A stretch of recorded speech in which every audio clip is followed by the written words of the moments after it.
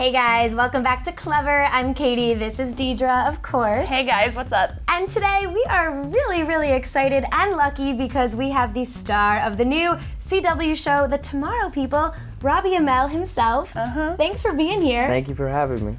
We are so excited about this show. We are lucky because we actually already saw the whole entire pilot. But for those who haven't seen it, kind of walk us through the plot, the gist of what fans can expect. The show is kind of like, it's a little X-Men-y, it's a little Heroes. If you saw the movie Chronicle, you know, our director Danny Cannon, who's incredible, he really wanted it to be a show about, superpowers and these incredible things, but grounded in the real world. Yeah. So when I was talking to him about it before we started shooting, I asked what he wanted me to kind of pull from, and he said Jake Gyllenhaal in Donnie Darko. Oh, wow, that's your inspiration? You kind of look like Jake a little bit. Do you Thanks, get that I'll take that. No, but sure. Brothers separated at birth. But he wanted the real side of things, where if you started to think you were losing your mind, like somebody was talking to you in your head and you couldn't stop it, if you were waking up in weird places and you had no real reason why it was happening, it would totally freak you out, and not knowing your dad because you think he went crazy. So he wanted these real grounded emotions set in this fantastic world. Yeah, no, I think the most interesting thing, like you said, is that you're a normal kid, you're in school, and then there's this whole alternate universe that kind of exists within that world.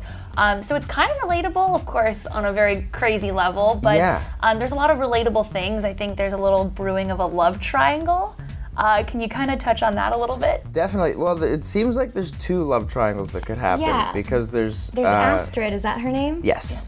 Astrid and I are best friends. She's my only friend from, when I used to be a normal kid, since I kind of snapped and started having these. She appreciates your quirks. Yeah, exactly.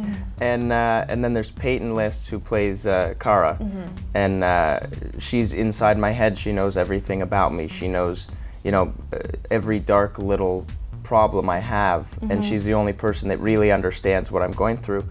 And then she's already in a relationship with Luke Mitchell, who plays John Young.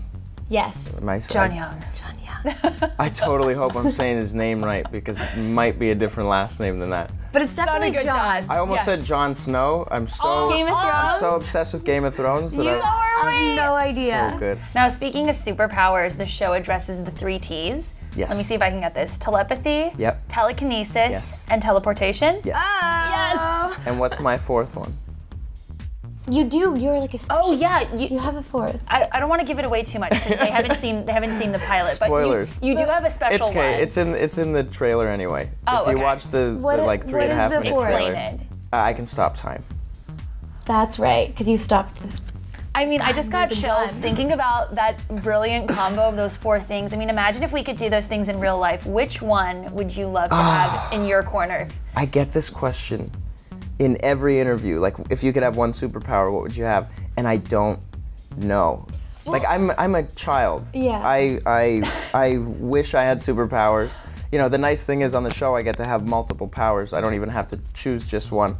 Talk about the uncle situation, because also in the pilot we meet him, but he kind of wants to extinct the Tomorrow People. Yeah, you find out he's my uncle at the end of the pilot and also in the trailer. We just threw the whole show. Pilot into the trailer.